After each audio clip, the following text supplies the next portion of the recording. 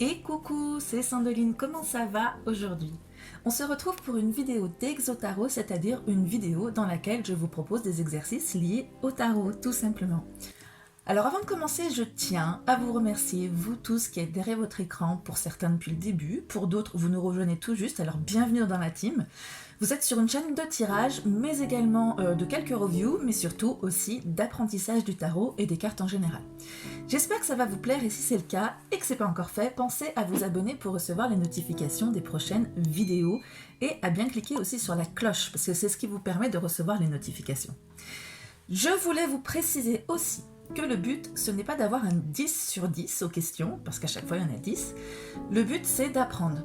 Donc sachez que moi-même, qui vous constitue les exercices, j'ai pas toutes les réponses à toutes les questions à la base. Il y a des choses que je sais, et puis il y a des choses que j'ai aussi envie d'apprendre, en même temps que vous. Alors par exemple, quand je vous ai demandé dans la première vidéo à quoi correspondent les boules de couleur dans la carte de la Maison Dieu, j'avais pas la réponse au départ. Je me demandais quelles questions j'allais bien pouvoir vous poser, et puis je me suis dit, tiens, qu'est-ce que ça veut dire ces boules de couleur au fait? Et voilà la question. Et j'essaie de faire en sorte justement qu'il y ait des questions plus compliquées dont vous n'aurez pas la réponse pour apprendre. Donc je tenais à vous rassurer sur ce point. Je vous rappelle aussi que tous les exercices et leurs corrections sont disponibles par écrit en téléchargement sur mon site, dont vous trouverez le lien en description. Pour accéder au téléchargement gratuit, vous allez tomber sur une page qui vous propose l'inscription à ma newsletter. Alors sachez qu'elle n'est pas obligatoire pour pouvoir télécharger les contenus gratuits que je vous propose. Vous vous inscrivez si et seulement si vous avez envie qu'on reste en contact pour des news, des astuces, des contenus gratuits, etc. De toute façon, les corrections des exercices ne sont que par écrit. Alors ce serait bien mesquin de ma part de vous obliger à une inscription qui ne vous intéresse pas forcément pour vous permettre d'y avoir accès. Le document de correction est présenté sous la forme d'un PDF que vous allez pouvoir télécharger et dans lequel vous allez trouver non seulement les corrections, mais également des pages qui vont les précéder avec les questions et puis un petit espace pour y répondre par écrit. Donc vous allez pouvoir les télécharger, les conserver, les imprimer éventuellement, c'est comme vous voulez. Voilà, je pense vous avoir tout dit, alors c'est parti pour les questions. Première question, pourquoi la roue de fortune s'appelle la roue de fortune et non la roue de la fortune? Deuxième question, si vous prenez les cartes de l'impératrice et de l'empereur, vous verrez que chacune ont des blasons et sur chaque blason, il y a un aigle. Seulement, sur la carte de l'impératrice, l'aigle n'est pas tout à fait pareil que sur celle de l'empereur. En quoi? Et pour quelle raison à votre avis? Troisième question, sur la carte de la papesse, donc dans le tarot de Marseille, qu'est-ce que représente le livre? On le retrouve sous forme de parchemin sur la carte de la grande prêtresse dans le Rider-Waite. Donc qu'est-ce que ça représente? Quatrième question, dans la carte du chariot, qu'est-ce qui représente l'union des contraires? Pas facile celle-ci, mais pas de panique, tout est dans la correction, vous comprendrez.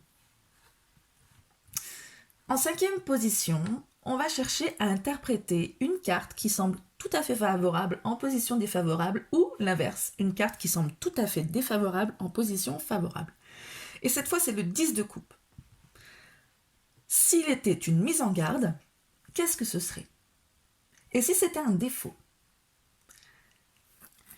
Sixième question, il va vous falloir deviner l'arcane majeur qui se cache derrière les mots-clés que je vais vous citer. Solitude, sagesse, vieillesse, guide, introspection, silence. Vous l'avez? Septième question. Que représentent les 4 éléments figurant sur la table du magicien? Huitième question. On joue au jeu du si j'étais pour trouver l'arcane majeur. Alors si j'étais une qualité, je serais la créativité. Si j'étais un défaut, je serais la susceptibilité.